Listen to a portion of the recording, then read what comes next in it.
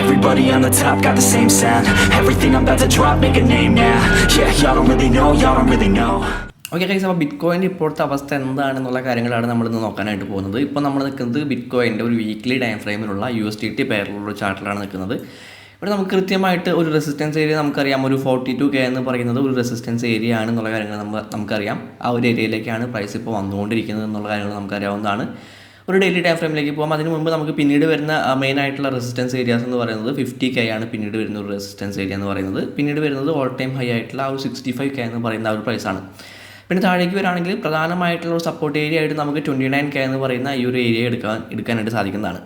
Okay, അപ്പോൾ ഒരു daily time ഫ്രെയിമിലേക്ക് പോയി കഴിഞ്ഞിട്ടുണ്ടെങ്കിൽ നമുക്ക് കുറച്ചുകൂടെ ഡീറ്റെയിൽ ആയിട്ടുള്ള കാര്യങ്ങൾ കാണാനായിട്ട് പറ്റും. ഇവിടെ പ്രൈസ് നമ്മൾ കഴിഞ്ഞ വീഡിയോയിലൊക്കെ പറഞ്ഞ പോലെ തന്നെ ഒരു സിമെട്രിക്കൽ ട്രയാങ്കിൾ ചാർട്ട് പാറ്റേൺ ആണ് പ്രൈസ് ഇവിടെ ക്രിയേറ്റ് ചെയ്തുകൊണ്ടിരിക്കുന്നത്. ഈ രീതിയിൽ ഈ രണ്ട് ട്രെൻഡ് ലൈൻസിൽ ഒരു സപ്പോർട്ട് ആൻഡ് റെസിസ്റ്റൻസ് എടുത്തുകൊണ്ടാണ് പ്രൈസ് ഇവിടെ മൂവ് ചെയ്തുകൊണ്ടിരിക്കുന്നത്. അപ്പോൾ ഈ ഒരു ഏരിയയിലെത്തിയപ്പോൾ ഞാൻ പറഞ്ഞിട്ടുണ്ടായിരുന്നു 42Kയിലേക്കുള്ളൊരു മൂവ്മെൻറ്റ് നമുക്ക് വരും ദിവസങ്ങളിൽ പ്രതീക്ഷിക്കാമെന്ന് പറഞ്ഞിട്ടുണ്ടായിരുന്നു. ആ രീതിയിൽ തന്നെയാണ് 42Kയിലേക്കാണ് പ്രൈസ് ഇപ്പോൾ പോയിക്കൊണ്ടിരിക്കുന്നത്. 41,643 ആണ് ഇപ്പോഴത്തെ പ്രൈസ് എന്ന് പറയുന്നത്. അപ്പോൾ നമുക്ക് 42K എന്ന് പറയുന്ന ആ ഒരു ഏരിയയിലേക്ക് നമുക്കൊരു മൂവ്മെൻറ്റ് നമുക്ക് തീർച്ചയായിട്ടും പ്രതീക്ഷിക്കാവുന്നതാണ്.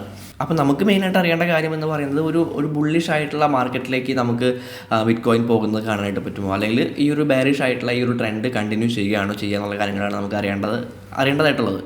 അപ്പോൾ നമുക്ക് ഈ ഒരു ട്രെൻഡ് ഫോളോ ചെയ്യുകയാണെന്നുണ്ടെങ്കിൽ, ഈ ഒരു symmetrical triangle chart pattern follow ചെയ്യുകയാണെന്നുണ്ടെങ്കിൽ നമുക്ക് പ്രതീക്ഷിക്കാവുന്ന ഒരു മൂവ്മെൻറ്റ് എന്ന് പറയുന്നത് ഇവിടെ നിന്ന് താഴേക്കുള്ള ഒരു മൂവ്മെൻ്റ് ആണ്. അതായത് 38K എന്ന് പറയുന്ന ആ ഒരു പ്രൈസിലേക്ക്, ആ ഒരു ട്രെൻഡ് ലൈനിലേക്കുള്ള ഒരു മൂവ്മെൻ്റ് ആണ് നമുക്കിവിടെ പ്രതീക്ഷിക്കാനായിട്ടുള്ളത്. ഓക്കെ, അപ്പോൾ നമുക്ക് അത് ഈസി ആയിട്ട് പ്രതീക്ഷിക്കാവുന്ന ഒരു മൂവ്മെൻറ്റ് തന്നെയാണ്. കാരണം ഈ ഒരു ട്രെൻഡ് ഫോളോ ചെയ്യുകയാണെന്നുണ്ടെങ്കിൽ അത് സ്വാഭാവികമായിട്ടും സംഭവിക്കാനായിട്ട് ചാൻസ് ഉള്ള ഒരു കാര്യം തന്നെയാണ്. അതിനനുസരിച്ച് ഓൾട്ട് കോയിൻസും താഴേക്ക് വരാനായിട്ട് ചാൻസ് ഉണ്ട്. ഇനി ഗംഭീരമായിട്ടുള്ള ഒരു ക്രാഷോ കാര്യങ്ങളോ അല്ലെങ്കിൽ ഗംഭീരമായിട്ടുള്ള ഒരു ബെയറിഷ് ആയിട്ടുള്ള ഒരു ട്രെൻഡിലേക്ക് കടക്കുമോ എന്നറിയണമെന്നുണ്ടെങ്കിൽ ഈ ഒരു ട്രെൻഡ് ലൈനിൽ ഒരു ബ്രേക്ക് ഔട്ട് സംഭവിച്ചേ മതിയാവും. ഓക്കെ, ഈ ഒരു ട്രെൻഡ് ലൈനിൽ ഒരു ബ്രേക്ക് ഔട്ട് സംഭവിച്ചാൽ മാത്രമേ നമുക്ക് താഴേക്ക് 29K എന്ന് പറയുന്ന ആ ഒരു ഏരിയയിലേക്കൊക്കെ പ്രൈസ് പോകുമോ എന്നുള്ള കാര്യങ്ങൾ നമുക്ക് ഉറപ്പിക്കാനായിട്ട് സാധിക്കുള്ളൂ.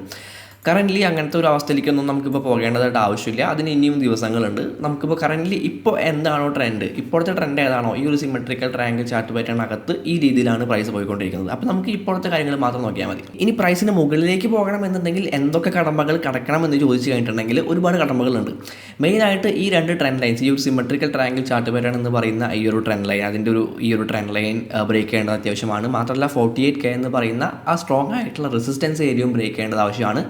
പിന്നെ നമുക്ക് ഈ ഒരു ഡെയിലി ടൈം ഫ്രെയിമിൽ ഈ ഒരു ഏരിയ നമുക്ക് നല്ലൊരു റെസിസ്റ്റൻസ് ഏരിയ ആയിട്ട് എടുക്കാനായിട്ട് പറ്റും. അതായത് 44 മുതൽ 45K വരെയുള്ള ആ ഒരു പ്രൈസ് റേഞ്ച് നമുക്ക് അത്യാവശ്യം ശക്തമായിട്ടുള്ള ഒരു റെസിസ്റ്റൻസ് ആയിട്ട് തന്നെ എടുക്കാനായിട്ട് പറ്റും. അപ്പോൾ ഈ കാര്യങ്ങളെല്ലാം ബ്രേക്ക് ചെയ്ത് കഴിഞ്ഞാൽ മാത്രമേ പ്രൈസിന് ഒരു 50Kയിലേക്കുള്ളൊരു മൂവ്മെൻറ്റ് നമുക്കിവിടെ പ്രതീക്ഷിക്കാനായിട്ട് പറ്റുള്ളൂ. ഇനി അതിന് ആ രീതിയിലുള്ളൊരു മൂവ്മെൻറ്റ് നമുക്ക് പ്രതീക്ഷിക്കാനായിട്ട് സാധിക്കുന്ന എന്തെങ്കിലും കാര്യങ്ങളുണ്ടോ എന്ന് ചോദിച്ചു കഴിഞ്ഞിട്ടുണ്ടെങ്കിൽ തീർച്ചയായിട്ടും ഉണ്ട്. നമുക്കിവിടെ 20 പീരീഡ് എക്സ്പോണൻഷ്യൽ മൂവിങ് ആവറേജും 50 പീരീഡ് എക്സ്പോണൻഷ്യൽ മൂവിങ് ആവറേജും നമുക്ക് കൊണ്ടുവരാം. ഇവിടെ നമുക്കൊരു ബ്രേക്ക് ഔട്ട് സംഭവിക്കാനായിട്ടുള്ള ചാൻസ് നമുക്ക് കാണാനായിട്ട് പറ്റുന്നുണ്ട്. 1-2 ദിവസങ്ങൾ അല്ലെങ്കിൽ ഈ ഒരു വീക്കിൽ തന്നെ നമുക്ക് ഈ ഒരു exponential moving average 20 period exponential moving ആവറേജും 50 പീരീഡ് എക്സ്പോണൻഷ്യൽ മൂവിങ് ആവറേജിൻ്റെയും ഒരു ബ്രേക്ക് ഔട്ട് അല്ലെങ്കിൽ ഒരു ക്രോസ് ഓവർ നമുക്ക് കാണാനായിട്ട് സാധിക്കുന്നതാണ്. അപ്പോൾ ആ ഒരു ക്രോസ് ഓവർ സംഭവിക്കുമ്പോൾ പ്രൈസ് ഈ 42K എന്ന് പറയുന്ന ഈ ഒരു റെസിസ്റ്റൻസ് ഏരിയയ്ക്ക് മുകളിലാണ് എന്നുണ്ടെങ്കിൽ പിന്നീട് നമുക്ക് നല്ല രീതിയിലുള്ള ഒരു ബുള്ളിഷ് ആയിട്ടുള്ള മൂവ്മെൻറ്റ് ബിറ്റ്കോയിൻ്റെ കാര്യത്തിൽ നമുക്ക് പ്രതീക്ഷിക്കാവുന്നതാണ്. ഓക്കെ, അങ്ങനെ സംഭവിക്കുകയാണെന്നുണ്ടെങ്കിൽ നമുക്ക് തീർച്ചയായിട്ടും 50K എന്ന് പറയുന്നത് നമ്മുടെ ഫസ്റ്റ് ടാർഗറ്റായിട്ട് നമുക്ക് സെറ്റ് ചെയ്യാവുന്നതാണ്. 50K എന്ന് പറയുന്ന ആ ഒരു റെസിസ്റ്റൻസ് ഏരിയയിലേക്ക് തീർച്ചയായിട്ടും പ്രൈസ് പോകാനായിട്ടുള്ള ചാൻസ് ഉണ്ട്.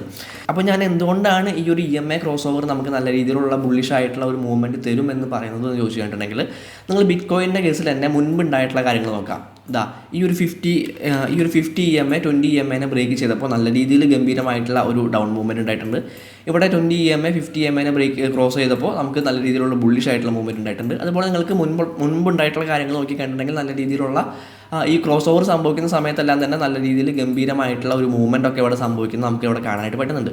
അപ്പോൾ ആ രീതിയിൽ ഇവിടെ ഒരു ക്രോസ് ഓവർ സംഭവിച്ചു കഴിഞ്ഞിട്ടുണ്ടെങ്കിൽ ഈ ഒരു 20 EMA 50 EMAനെ ബ്രേക്ക് ചെയ്തുകൊണ്ട് ക്രോസ് ചെയ്തുകൊണ്ട് മുകളിലേക്ക് പോയി കഴിഞ്ഞിട്ടുണ്ടെങ്കിൽ നമുക്ക് നല്ല രീതിയിലുള്ള ഒരു ബുള്ളിഷ് ആയിട്ടുള്ള മൂവ്മെൻറ്റ് ബിറ്റ്കോയിൻ്റെ കാര്യത്തിൽ പ്രതീക്ഷിക്കാവുന്നതാണ്. അതിനൊപ്പം തന്നെ ഓൾട്ട് കോയിൻസും ഗംഭീരമായിട്ട് പെർഫോം ചെയ്യാനായിട്ടുള്ള സാധ്യതകളുണ്ട്. അപ്പോൾ ഇത്തരം കാര്യങ്ങളാണ് നമുക്കൊരു ബുള്ളിഷ് ട്രെൻഡ് അല്ലെങ്കിൽ ബുള്ളിഷ് ആയിട്ടുള്ള ഒരു മൂവ്മെൻറ്റ് നമുക്ക് ബിറ്റ്കോയിനിൽ പ്രതീക്ഷിക്കാനായിട്ടുള്ള സാധ്യതകൾ തരുന്നത് ഇത്തരം കാര്യങ്ങളാണ്. ഈ ഒരു EMA ക്രോസ് ഓവറും അതുപോലെ തന്നെ ഈ ഒരു റെസിസ്റ്റൻസ് ഏരിയ 42K എന്ന് പറയുന്ന ആ ഒരു റെസിസ്റ്റൻസ് ഏരിയനെ ബ്രേക്ക് ചെയ്യണം. ആ ഒരു ട്രെൻഡ് ലൈനെയും ബ്രേക്ക് ചെയ്ത് കഴിഞ്ഞാൽ മാത്രമേ നമുക്ക് ഇത്തരത്തിലുള്ള ഒരു ബുള്ളിഷ് ആയിട്ടുള്ള മൂവ്മെൻറ്റ് നമുക്ക് പ്രതീക്ഷിക്കാനായിട്ട് സാധിക്കുള്ളൂ. അതല്ലാന്നുണ്ടെങ്കിൽ ഈ ഒരു ട്രെൻഡ് ലൈനിൽ സപ്പോർട്ട് എടുത്തുകൊണ്ട് താഴേക്ക് തന്നെ ഈ ഒരു ട്രെൻഡ് ലൈനിൽ താഴെയുള്ള ട്രെൻഡ് ലൈനിൽ സപ്പോർട്ട് എടുക്കാനായിട്ട് വരുന്ന ഒരു കാഴ്ചയായിരിക്കും നമുക്ക് വരും ദിവസങ്ങളിൽ കാണാനായിട്ട് സാധിക്കാം. അപ്പോൾ ഈ ഒരു ട്രെൻഡ് ലൈനിൽ നിന്ന് ഇവിടേക്ക് ഒരു സപ്പോർട്ട് എടുക്കാനായിട്ട് വരിക എന്ന് പറഞ്ഞു കഴിഞ്ഞിട്ടുണ്ടെങ്കിൽ അത് അത്യാവശ്യം നല്ലൊരു മൂവ്മെൻറ്റ് തന്നെയാണ്. അത് ഏകദേശം ഒരു 10% മൂവ്മെൻറ്റ് നമുക്ക് അവിടെ പ്രതീക്ഷിക്കാവുന്നതാണ്, താഴോട്ട് നമുക്ക് പ്രതീക്ഷിക്കാവുന്നതാണ്. അപ്പോൾ ബിറ്റ്കോയിൻ ഒരു 10% താഴേക്ക് മൂവ് ചെയ്യുമ്പോൾ ഓൾട്ട് കോയിൻസ് ഏതൊക്കെ രീതിയിലായിരിക്കും പെർഫോം ചെയ്യുക എന്നുള്ള കാര്യങ്ങൾ ഞാൻ പറയാതെ തന്നെ നിങ്ങൾക്ക് അറിയാമെന്ന് വിചാരിക്കുന്നു. അപ്പോൾ നമുക്കൊരു ഡേ ട്രേഡിംഗ് ഓപ്പർച്യൂണിറ്റീസ് തീർച്ചയായിട്ടും ക്രിപ്റ്റോയിൽ നിലവിലുണ്ട്. നമുക്കിപ്പോൾ അത്രയും കൺജസ്റ്റഡ് ആയിട്ട് പ്രൈസ് പോകുന്ന അല്ലെങ്കിൽ ഒരു സൈഡ് വേസ് ആയിട്ട് പ്രൈസ് പോകുന്ന ഒരു സ്ഥിതിയല്ല. നമുക്ക് നല്ല രീതിയിലുള്ള ഒരു ഡേ ട്രേഡിംഗ് ഓപ്പർച്യൂണിറ്റീസ് ഒക്കെ നമുക്ക് ഓൾട്ട് കോയിൻസിലുണ്ട്. ബിറ്റ് കോയിൻ്റെ മൂവ്മെൻറ്റുകളും കൂടി നോക്കിയിട്ട്, ബിറ്റ് കോയിൻ്റെ ഡയറക്ഷനും കൂടി നോക്കിയിട്ട് ഓൾട്ട് കോയിൻസിൽ നിങ്ങളൊരു എൻട്രി എടുക്കുക. ബിറ്റ് കോയിൻ ഏത് ഡയറക്ഷനിലാണോ പോകുന്നത് ആ ഡയറക്ഷനിൽ തന്നെ നിങ്ങളൊരു പൊസിഷൻ എടുക്കുന്നതായിരിക്കും, ഓൾട്ട് കോയിൻസിൽ ഒരു പൊസിഷൻ എടുക്കുന്നതായിരിക്കും ഏറ്റവും നല്ല കാര്യം എന്ന് പറയുന്നത്. അപ്പോൾ നമുക്ക് ബിറ്റ് കോയിൻ്റെ കാര്യങ്ങൾ ഈ രീതിയിലാണ് പോകുന്നത്. അപ്പോൾ നമുക്ക് കൂടുതലായിട്ടുള്ള 50K ഒക്കെ വരണമെന്നുണ്ടെങ്കിൽ ഏത് രീതിയിലാണ് ബിറ്റ് കോയിൻ പെർഫോം ചെയ്യേണ്ടത് എന്നുള്ള കാര്യങ്ങൾ ഞാൻ പറഞ്ഞു. അതുപോലെ തന്നെ എന്തായാലും ഇപ്പോൾ തൽക്കാലത്തേക്ക് നമ്മൾ ബെയറിഷ് ആയിട്ടുള്ള ഒരു മൂവ്മെൻ്റ് ഒന്നും 29Kയിലേക്കോ അല്ലെങ്കിൽ 30Kയിലേക്കോ ഉള്ള ഒരു മൂവ്മെൻ്റ് ഒന്നും നമ്മളിപ്പോൾ നോക്കേണ്ട കാര്യമില്ല. കാരണം അതിനുള്ള സമയമായിട്ടില്ല. സമയമാകുമ്പോൾ നമ്മൾ തീർച്ചയായിട്ടും ചാനൽ അപ്ഡേറ്റ് ചെയ്യുന്നതായിരിക്കും. അപ്പോൾ ഇത്രയേ ഉള്ളൂ ബിറ്റ് കോയിൻ്റെ കാര്യം എന്ന് പറയുന്നത്. Happy trading.